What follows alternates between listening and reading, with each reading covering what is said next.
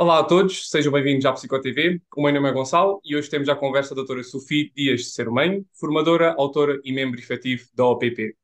A doutora Sofia é mestre em Psicologia Cognitivo-Comportamental Integrativa pela Faculdade de Psicologia da Universidade de Lisboa e membro da Ordem dos Psicólogos Portugueses desde 2017. Em 2021 especializou-se em terapias cognitivo-comportamentais de terceira geração e em 2022 lançou o seu primeiro livro, Não é Loucura, é Ansiedade, que é o livro que está aqui atrás de mim, e que digo já que é muito interessante e que pode ser encontrado na Bertrand, na FNAC e na UC. Para além de psicóloga clínica, a doutora Sophie também trabalha como formadora e é coautora de alguns artigos científicos. Doutora, seja bem-vinda, é um gosto tê-la aqui connosco. Obrigada pelo convite. É um gosto meu estar aqui contigo. Podes tratar por tu, certo? Podemos os Claro, dois tratar por tu. ok, Ok. sim. É um gosto estar aqui contigo e aceitar o teu convite. Portanto, muito obrigada eu. Pronto. Para começarmos e para percebermos um pouco mais do seu percurso académico, quais foram as vantagens de ter realizado o mestrado em terapias cognitivo-comportamentais integrativas?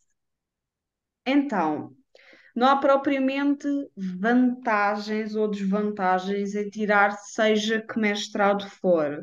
Isto é uma dúvida que me colocam muito no meu Instagram, principalmente os alunos, que é, ai, devo tirar cognitivo ou comportamental porque me abre mais portas, devo tirar dinâmica, devo tirar sistémica, o que é que eu devo tirar?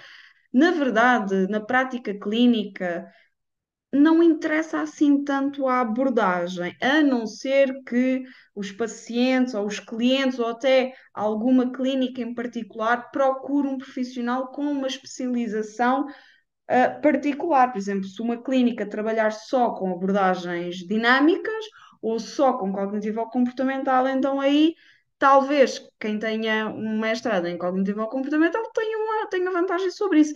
Mas, regra geral, isso não costuma ser um problema, nem costuma ser uma questão. Portanto, não há propriamente vantagens em seguir um mestrado em cognitivo-comportamental integrativa. Eu segui este mestrado porque foi aquele que me fez mais sentido na altura e eu achei que era por aqui que eu tinha que ir. Mas no fundo não existem vantagens. O que eu digo sempre é sigam aquilo que o vosso coração puxar. Até porque o nosso trabalho enquanto psicólogos é um trabalho que é até morrer, e portanto, ao longo da nossa vida profissional, nós vamos fazer inúmeras formações, ou pelo menos um bom psicólogo deve fazer inúmeras formações por questões éticas e de atualização científica. Portanto, quem começa dinâmica pode muito bem acabar por se formar em CBT, quem começa em CBT pode muito bem formar-se em dinâmica e até, que são mestrados que não existem, posteriormente até nos podemos formar em Gestalt, em terapia centrada na pessoa, etc, etc, etc. Portanto, não existem vantagens, sigam o vosso coração, sigam aquilo que se identificam, porque no fundo o trabalho terapêutico tem todo o mesmo objetivo, seja qual for a abordagem, que é sempre promover a autonomia do cliente e aumentar e promover o bem-estar. Portanto, a abordagem é completamente irrelevante. Portanto, acho que foi uma explicação muito boa, principalmente porque todos nós já passámos por essa escolha de vamos para aqui, vamos para ali, e assim é muito esclarecedor ouvir as coisas dessa forma. Ahm, Doutora, tendo em conta a sua prática clínica, sendo que os eventos recentes, como a pandemia, a guerra e a consequente crise, têm aumentado a procura de apoio psicológico, e se sim, de que forma é que isso tem acontecido?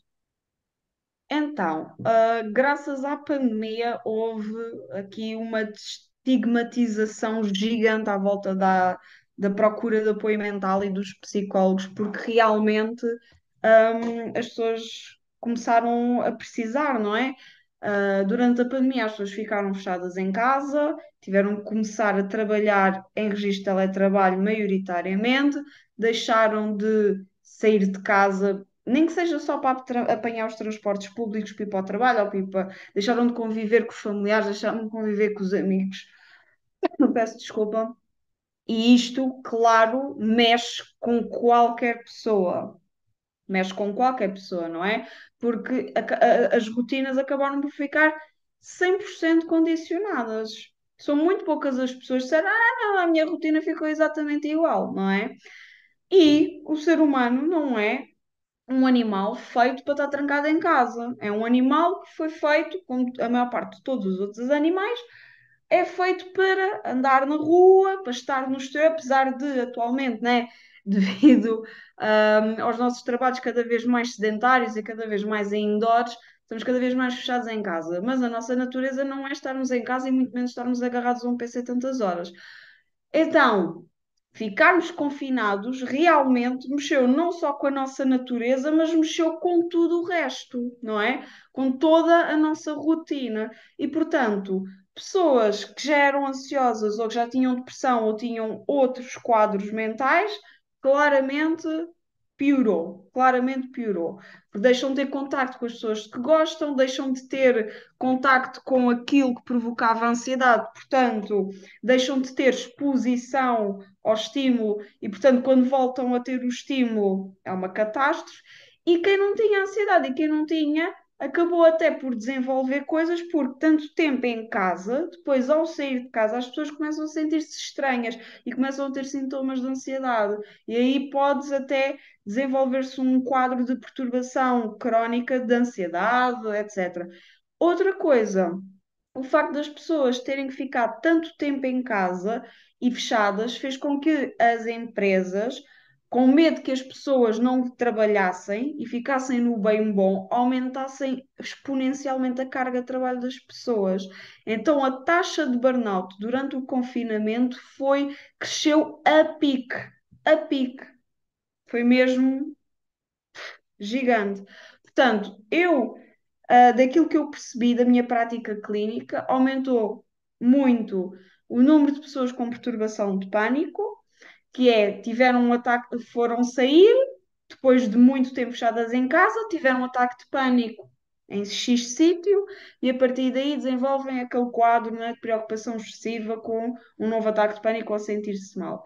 E burnout foi aquilo que eu vi mais na minha prática clínica. Claro, depressão muito, hipocondria, mas aquilo que eu vi na minha prática clínica foi burnout e perturbação de pânico, assim, aos montes mesmo. Também, não é só a minha prática clínica, até os próprios estudos e as estatísticas demonstram que desde 2019 para cá a venda de antidepressivos e ansiolíticos triplicou. Portanto, não foi só a minha prática clínica, nem só os relatos, as próprias estatísticas mostram que realmente a pandemia, não é, afetou imenso as pessoas. A guerra, pronto, não tenho tanto esta noção, mas claramente aumentaram muito os números de refugiados. Existem muito mais psicólogos a trabalhar em situação de crise e no início da guerra, em situação de crise e catástrofe para acolher as pessoas refugiadas cá em Portugal. Portanto, claro que eu tenho a certeza que isto afetou, mas a pandemia então sim, foi a nível mundial, foi uma revolução completa. Trouxe coisas positivas, porque as pessoas começaram a ir muito mais ao psicólogo, houve a tal de estigmatização que eu falei, portanto, a terapia agora é uma coisa que é muito mais natural e que é muito mais à vontade, e agora até é trendy, não é? Ui, eu faço terapia, ok, uau, és uma pessoa super atualizada, super fixe. Portanto, eu acho que foi uma coisa que não foi boa de todo, mas para a psicologia e para a doença mental foi uma revolução, na minha opinião, foi uma revolução. Essa questão da ansiedade e da depressão são coisas que temos vindo a ouvir falar muito. Agora, a questão do burnout, por acaso, não tinha essa noção e acho que é pouco falado na realidade, porque a explicação fez-me sentido. E pronto, acredito que as coisas sejam mesmo assim, claro. Mas acho que é algo pouco falado. Acho que é curioso saber essa questão relacionada com o burnout. Uhum. Pronto, aqui, e uma vez que é uma pessoa muito ativa nas redes sociais, no que toca à partilha de conhecimento científico relacionado com a psicologia, sente alguma dificuldade por parte de algumas pessoas em aceitar ou perceber as partilhas que realiza? E se sim, como é que lida com isso, com essas coisas? Não, não sinto isso. Não sinto. Sinto que as pessoas aceitam muito bem a informação que eu partilho. A única coisa que não foi bem aceito foi quando eu falei da cannabis, que faz mal. Aí Voltaram-se todos. Ficaram todos muito chateados porque eu disse que a cannabis fazia mal. Mesmo com os estudos científicos, acusaram que eu estava, que eu tinha sido comprada pela indústria farmacêutica, que eu não sabia nada, que eu era uma péssima psicóloga. Tirando isso, é um tema polémico, é normal, não é? Vai gerar sempre discussão.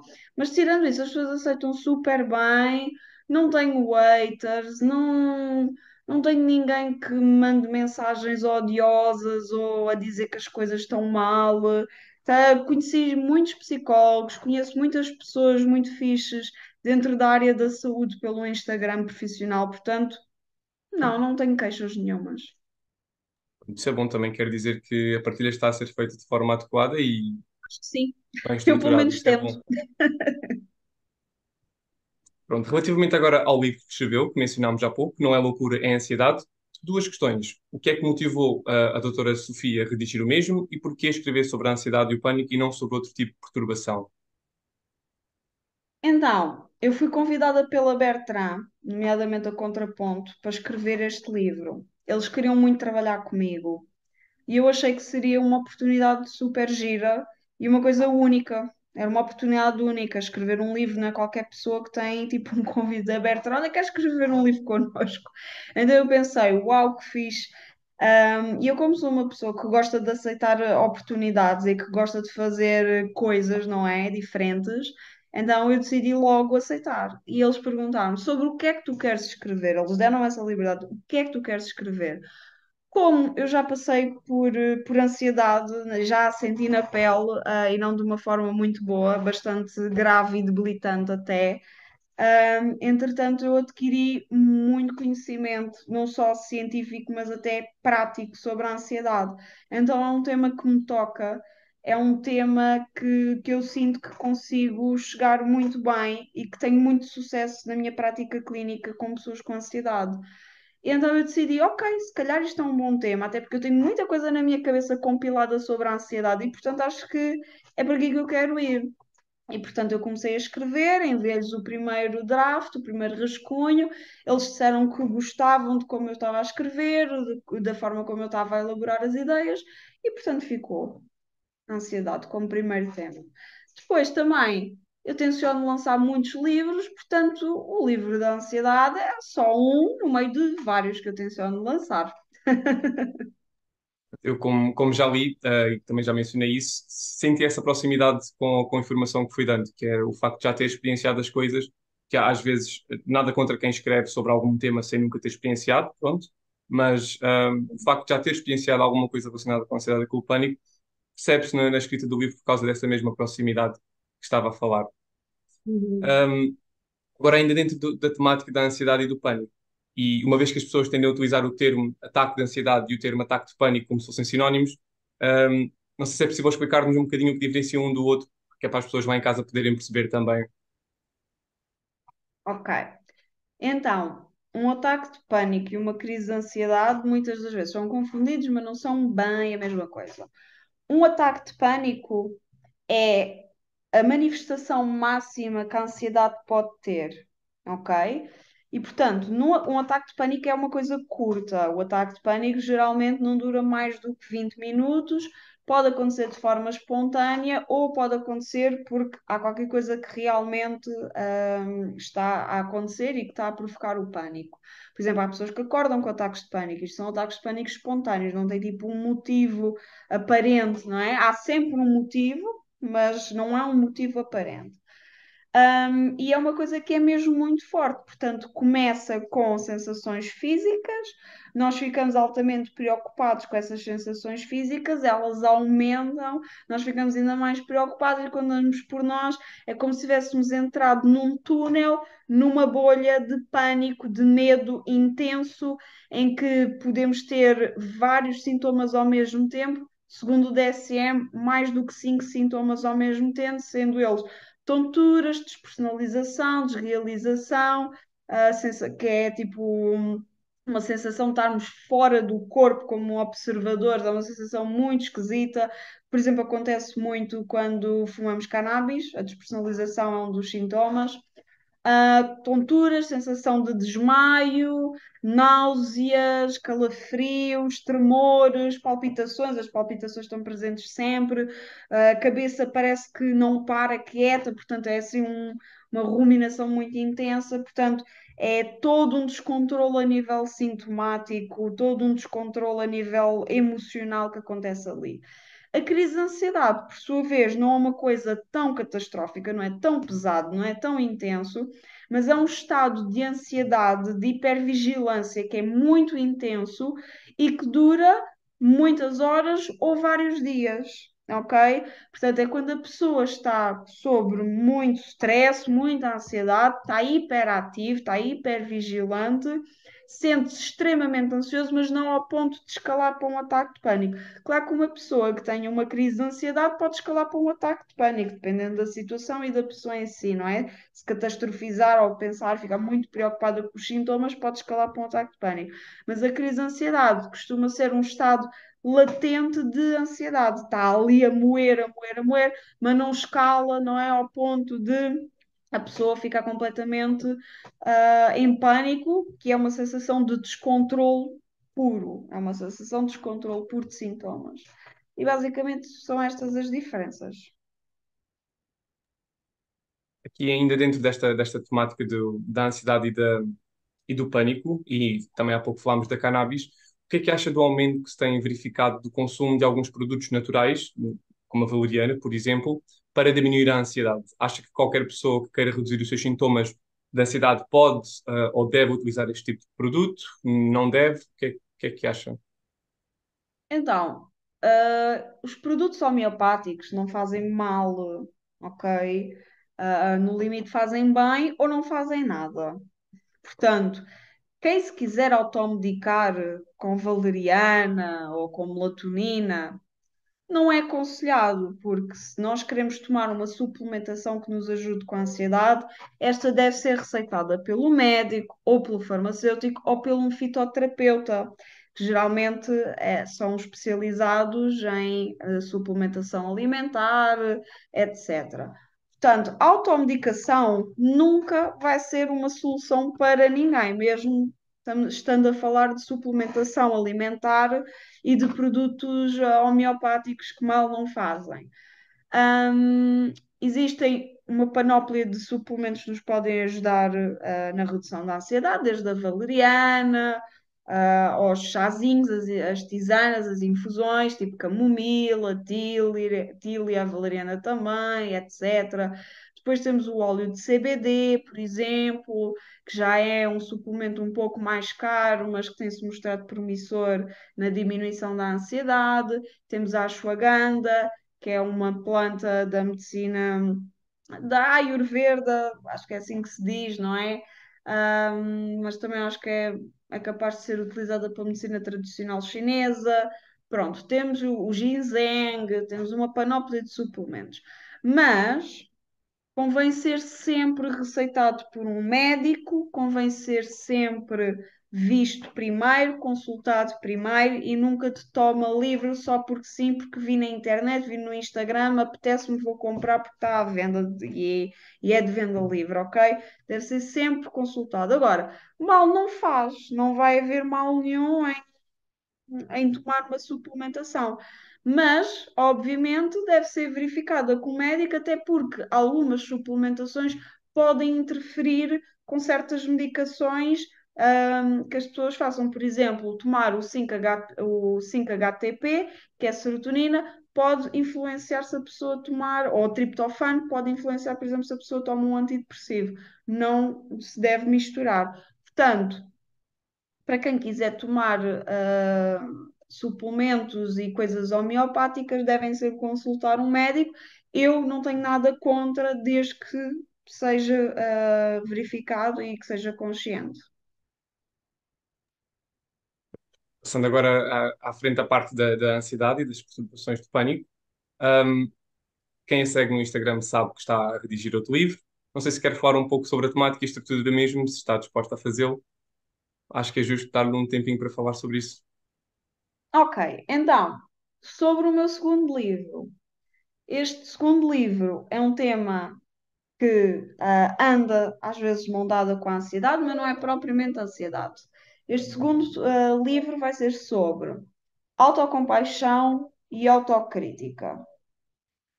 É um tema que eu gosto muito. Eu tenho especialização em terapia focada na compaixão. É um tema que eu gosto muito, porquê? Porque a autocrítica é transversal a quase todas as perturbações e até as sintomatologias.